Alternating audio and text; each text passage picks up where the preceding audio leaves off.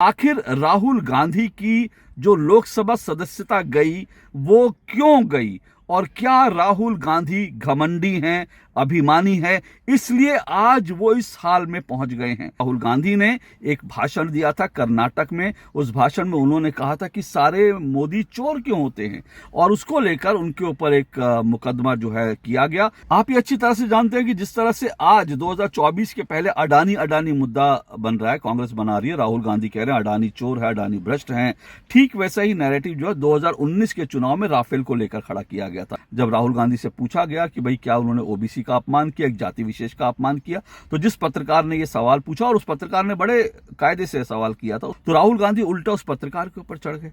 कहा कि तुम्हें अगर इस तरह से करना हो तो अपना बिल्ला लगा कर आया करो, बीजेपी का बिल्ला लगा कर आया करो। आपको ये क्यों लगता है कि देश का कानून जो है वो आपसे अलग तरह से डील करेगा? कांग्रेस के एक नेता प्रमोद तिवारी ने कहा कि गांधी परिवार के लिए जो है सजा देते वक्त फैसला अलग तरह से होना चाहिए और कोर्ट को उनके परिवार का ख्याल रखना चाहिए। तो क्या इस देश में गांधी परिवार के लिए एक अलग कानून होगा और देश की 140 करोड़ लोगों के लिए अलग कानून होगा?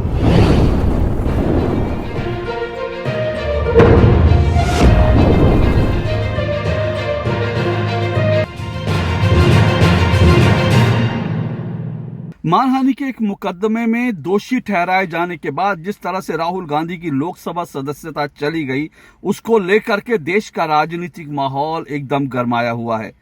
कांग्रेस सड़कों पर उतर रही है और कांग्रेस कह रही है कि अब ये बहुत बड़ी लड़ाई हो गई, पूरा विपक्ष कांग्रेस के साथ है और कांग्रेस कह रही है कि दरअसल देश में लोकतंत्र खत्म हो गया। राहुल गांधी ने लंदन में जो कहा था कि भारत में लोकतंत्र खत्म हो गया, वो बात सही साबित हो गई है और कांग्रेस अब ये पूरी लड़ाई सड़कों पर लड़ेगी। उधर बीजेपी भी हमलावर है। बीजेपी सवाल उठा रही है कि राहुल गांधी इस देश के लोकतंत्र, इस देश के संविधान, इस देश के कानून से ऊपर नहीं हो सकते।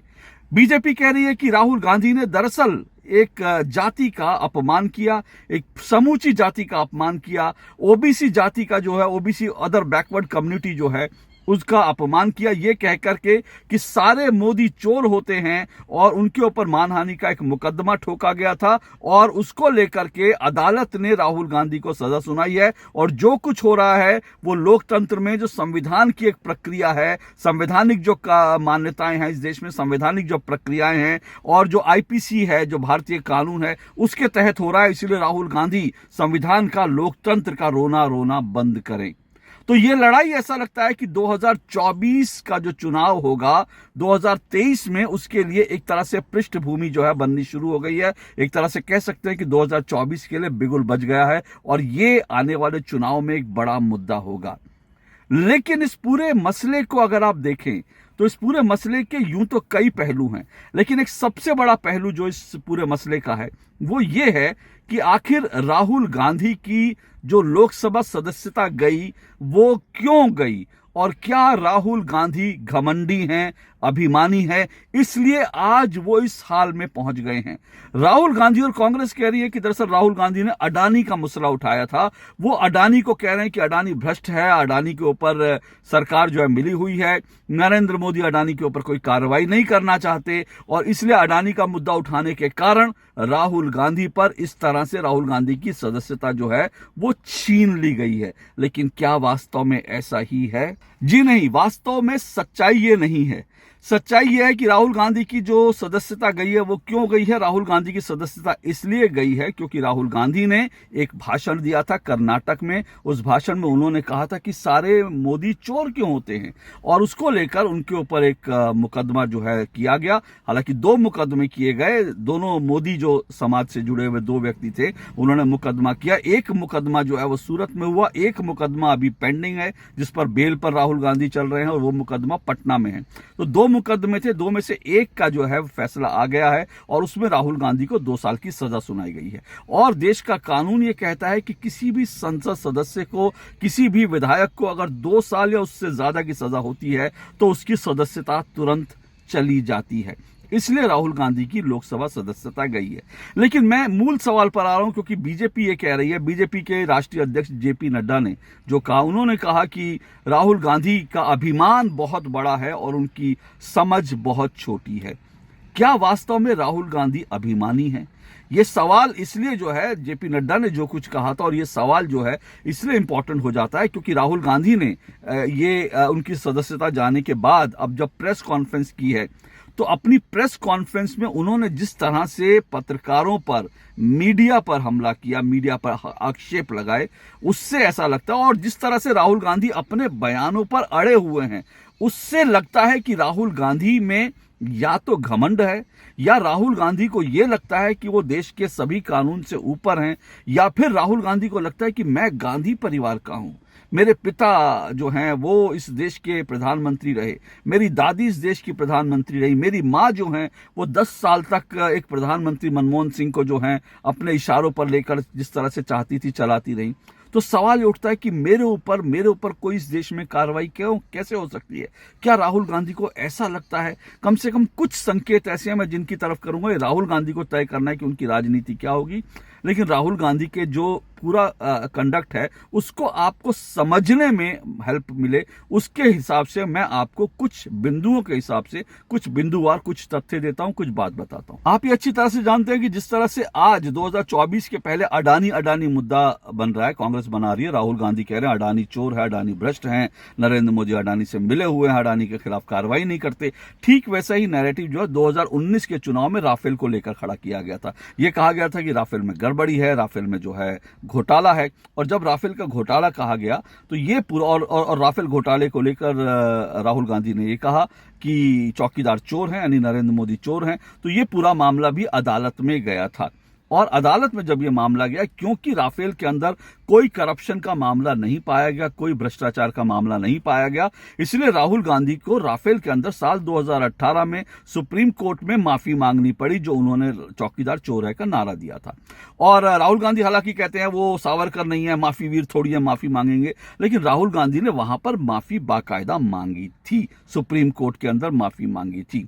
और जब सुप्रीम कोर्ट में माफी मांगी थी तो सुप्रीम कोर्ट ने कहा था कि बाकायदा सुप्रीम कोर्ट ने हिदायत दी थी कि आप जिस तरह के बयान दें उसमें बहुत सोच समझकर बयान दें, नेताओं को सोच समझकर इस तरह के बयान देने चाहिए। लेकिन उसके बावजूद भी क्या राहुल गांधी ने सुप्रीम कोर्ट की बात को गंभीरता से लिया? क्या बयान देने के मामले में उन्होंने सोचा कि वो किस तरह के बयान दे रहे हैं? राहुल गांधी के ऊपर एक नहीं 7 केसेस चल रहे हैं, सोचिए 7 केसेस चल रहे हैं, और देश की अदालतों में चल रहे हैं। उसका जो भी फैसला होगा अदालती प्रक्रिया से होगा, बीजेपी या कोई उनका विरोधी कुछ नहीं करेगा उसमें। 7 केस जो है अदालतों में चल रहे हैं, और उनमें से कई मामले ऐसे हैं जिसमें राहुल गांधी ने अनाप शनाप कुछ भी बोला, उसको लेकर के उनको कोर्ट का, अदालत का सामना करना पड़ रहा है, बेल पर वो चल रहे हैं। एक मामला करप्शन का है, नेशनल हेराल्ड का जो मामला है, 5,000 करोड़ का जो करप्शन का मामला बता रहे हैं। इसके अलावा राहुल गांधी जिस तरह के बयान देते रहे, उसको लेकर उनको डिफेमेशन का सूट का सामना करना पड़ रहा है। अब सवाल यह है कि जब आप अदालत में जाते हैं, और राहुल गांधी ने अपनी प्रेस कॉन्फ्रेंस में आज एक बार फिर ये कहा कि वो जो बोलते हैं सोच समझ कर बोलते हैं, यानी राहुल गांधी ने वो ये कहना चाह रहे हैं कि जो उन्होंने कर्नाटक में बोला कि सारे मोदी चोर क्यों होते हैं, वो सोच समझ कर बोला। तो ये राहुल गांधी का अहंकार नहीं तो क्या है? आप नीरव मोदी को चोर कह सकते हैं, आप देश के प्रधानमंत्री को भी आप चोर कहिए, ठीक है, आपकी मर्जी है, और इसके अलावा आप जो है ललित मोदी को चोर कहिए, लेकिन आप ये नहीं कह सकते कि सारे मोदी चोर हैं। अगर राहुल गांधी के ऊपर करप्शन का मामला जो है साबित हो जाता है, सोनिया गांधी के ऊपर नेशनल हेराल्ड में साबित हो जाता है, तो आप ये नहीं कह सकते कि सारे गांधी चोर हैं। ये गलत है। राहुल गांधी ने यही कहा कि सारे मोदी चोर हैं। तो जब उन्होंने सारे, और आज वो कह रहे हैं कि मैं अपनी बात सोच समझ के कहता हूं, तो राहुल गांधी में ये अहंकार ही दिखाता है। क्योंकि राहुल गांधी ये कह सकते थे कि भाई मेरा कहने का मतलब ये नहीं था, मैं तो नीरव मोदी, ललित मोदी और नरेंद्र मोदी के लिए कह रहा था, सभी मोदियों को लेकर मेरा ऐसा कहना नहीं था। लेकिन राहुल गांधी कह रहे हैं उन्होंने सोच समझ कर बोला। इसका मतलब सोच समझ के वो कहते हैं कि सारे मोदी चोर हैं, वो सोच समझ कर बयान देते हैं। तो सवाल है कि उन्होंने अब तक जितने बयान दिए सोच समझ कर दिए, तो फिर उनको फिर कोर्ट की अदालती प्रक्रिया का सामना करना पड़ेगा। और अगर अदालत कह देती है उनके बयान गलत हैं, उसके लिए उनको सजा होगी, तो या तो वो अदालत में माफी मांगे या फिर वो सजा के लिए तैयार हो जाएंगे, तो उनको करना ही पड़ेगा। अब सूरत की कोर्ट का ही मामला ले लें। सूरत की कोर्ट में मामला जो है करीब करीब 3-4 साल तक चलता रहा। इस 3-4 साल में राहुल गांधी चाहते तो कोर्ट में कह सकते थे कि उनकी ये मंशा नहीं थी, ये मामला खत्म हो जाता। अगर वो कहते नहीं सारे मोदियों को लेकर उन्होंने जो कहा उनकी मंशा कदापि नहीं थी और मेरा ये कहने का भाव नहीं था और मैं इन लोगों के लिए कहना चाहता था, ये मामला खत्म हो जाता। लेकिन राहुल गांधी ने वहां पे नहीं कहा, क्योंकि उन्होंने कहा मैं क्यों, राहुल गांधी ने कहा मैं जाके क्यों कहूं कि भाई मैंने गलत कहा। तो राहुल गांधी इस बात पे अड़े रहे। और आज जब राहुल गांधी से इस पूरे मामले में प्रेस कॉन्फ्रेंस में बार बार सवाल पूछे गए, जब राहुल गांधी से पूछा गया कि भाई क्या उन्होंने ओबीसी का अपमान किया, एक जाति विशेष का अपमान किया, तो जिस पत्रकार ने यह सवाल पूछा, और उस पत्रकार ने बड़े कायदे से सवाल किया था, उसने कहा कि बीजेपी कह रही है आपने ओबीसी समाज का अपमान किया, समुदाय का अपमान किया। तो राहुल गांधी उल्टा उस पत्रकार के ऊपर चढ़ गए, कहा कि तुम्हें अगर इस तरह से करना हो तो अपना बिल्ला लगा कर आया करो, बीजेपी का बिल्ला लगा कर आया करो। और उसके बाद राहुल गांधी थोड़ी देर बाद पब्लिक के बीच उस पत्रकार का मजाक बनाया, उसके बाद इधर उधर देखा और उधर देखने के बाद हवा निकल गई। आप किसी पत्रकार के लिए इस तरह के शब्दों का इस्तेमाल, हवा निकल गई, प्रेस कॉन्फ्रेंस में किसी पत्रकार का मजाक बना रहे हैं, ये क्या दिखाते हैं? आपका घमंड नहीं दिखाता तो क्या है? आपको ये क्यों लगता है कि देश का कानून जो है वो आपसे अलग तरह से डील करेगा? कांग्रेस के एक नेता प्रमोद तिवारी ने कहा कि गांधी परिवार के लिए जो है सजा देते वक्त फैसला अलग तरह से होना चाहिए और कोर्ट को उनके परिवार का ख्याल रखना चाहिए। तो क्या इस देश में गांधी परिवार के लिए एक अलग कानून होगा और देश की 140 करोड़ लोगों के लिए अलग कानून होगा? राहुल गांधी क्या इस देश में कानून से ऊपर हो गए? तमाम सवाल उठते हैं। लेकिन कुल मिलाकर मैं कह रहा हूं कि राहुल गांधी दरअसल कुछ भी कह देते हैं। बयान देखिए नरेंद्र मोदी के, अगर क्योंकि राहुल और नरेंद्र मोदी का कंपैरिजन होता है ना, नरेंद्र मोदी जो है वो किसान कानून जो है 3 किसान कानून लेकर आए। पूरे विपक्ष ने और पूरे दुनिया में इसके खिलाफ एक माहौल बना कि ये कानून गलत हैं और इसमें जो ये कानून वापस लेने चाहिए। हालांकि अभी भी कोई ये नहीं बता सका इस कानून में गलत क्या था, लेकिन एक प्रेशर बनाया गया जिसके कारण सरकार को पीछे हटना पड़ा। और तब नरेंद्र मोदी ने बाकायदा ये कहा कि मैं माफी मांग रहा हूं और मैं अपनी गलती मानते हुए कानून वापस लेता हूं। देश के प्रधानमंत्री ने जब ये इतनी बड़ी बात की कि मैं अपनी गलती मानता हूं, मैं माफी मांगते हुए कानून वापस लेता हूं, तो फिर राहुल गांधी को ये कहने में कि मैंने सारे समुदाय का अपमान करने के मकसद से नहीं कहा, मैं माफी मांगता हूं, ये कहने में वो छोटे थोड़ी हो जाते। लेकिन राहुल गांधी ने ऐसा नहीं किया। तो राहुल गांधी का जो है पूरा, जिस तरह से राहुल गांधी इस पूरे मामले को लेकर के आगे बढ़ रहे हैं और पत्रकारों का अपमान कर रहे हैं, कोर्ट के बारे में कुछ बोल नहीं रहे। जब उनसे कोर्ट के बारे में सवाल पूछा जा रहा है तो वो कह रहे हैं कि जो है मेरी लीगल टीम जवाब देगी और मैं इसके कानूनी पहलुओं पर नहीं बोलूंगा। तो आप इसको राजनीतिक लड़ाई बनाना चाहते हैं तो ठीक है, आपकी इच्छा है। राहुल गांधी इसको राजनीतिक लड़ाई बनाना चाहते हैं, कांग्रेस इसको राजनीतिक लड़ाई बनाना चाहती है, तो ये पूरी तरह से उनके ऊपर निर्भर है। अगर उनको लगता है इससे उनको फायदा होगा 2024 के चुनाव में तो ये उनकी इच्छा है। लेकिन कुल मिलाकर ये पूरा मामला देश को समझना चाहिए, ये पूरा मामला लोकतंत्र के खात्मे का नहीं है, ये मानहानि का मामला है, एक समुदाय का अपमान करने का मामला है। आप किसी भी समुदाय का इस तरह से पूरे समुदाय को, पूरी जाति को चोर कहकर आप उसका अपमान नहीं कर सकते। और अगर आपने किया है, आपके ऊपर कोई मानहानि का केस करता है तो फिर आपको अदालत में या फिर वैसे भी सार्वजनिक रूप से माफी मांगने में शर्मिंदा नहीं होना चाहिए। ये आपको ये कहने में कोई शर्म नहीं आनी चाहिए कि मेरा कहने का भाव, मेरा कहने का मकसद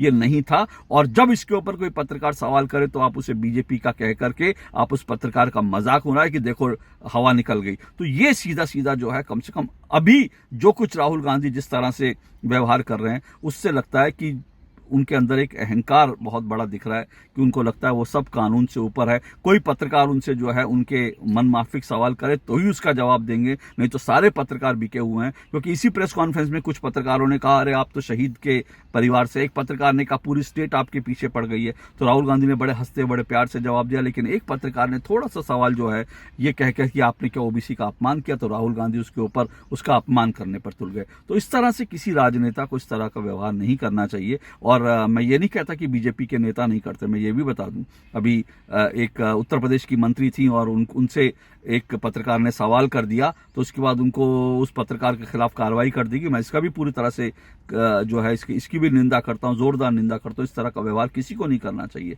और जब आप राजनीति में हैं तो आपको ये अहंकार नहीं होना चाहिए कि कोई आपसे सवाल नहीं पूछ सकता। आपको ये अहंकार नहीं होना चाहिए कि आप जो कह रहे हैं वो सही कह रहे हैं। और देश की अदालत भी अगर आपको कह रही है कि सोच समझ कर बोलें और आप अपना बयान जो है सोच समझ कर दे, तब आप देश की अदालतों का भी सम्मान नहीं करें। ऐसा अहंकार किसी राजनेता में होना ठीक नहीं है। और अगर किसी राजनेता में ऐसा अहंकार हो जाता है तो वो देश की सत्ता में आने के बाद कितना अहंकारी हो जाएगा इसकी इसकी आप कल्पना कर सकते हैं। अभी तो विपक्ष में है, सत्ता अगर आपके पास होगी तो आप कितने अहंकारी हो जाएंगे, इसकी कल्पना की जा सकती है। अध्यादेश भी उन्होंने फाड़ा था, जिस अध्यादेश में यही प्रावधान था कि इस तरह से तुरंत सदस्यता नहीं जानी चाहिए, उस अध्यादेश को भी उन्होंने जिस तरह से फाड़ा था, और वो भी उनका एक तरह से आज लोग मानते हैं कि उनका अहंकार कोई दिखाता है। तो किसी भी सत्ता में बैठे व्यक्ति को इस तरह से अहंकारी नहीं होना चाहिए, ये कोई नेताओं के लिए अच्छे संकेत नहीं है। आज के लिए इतना ही, नमस्कार।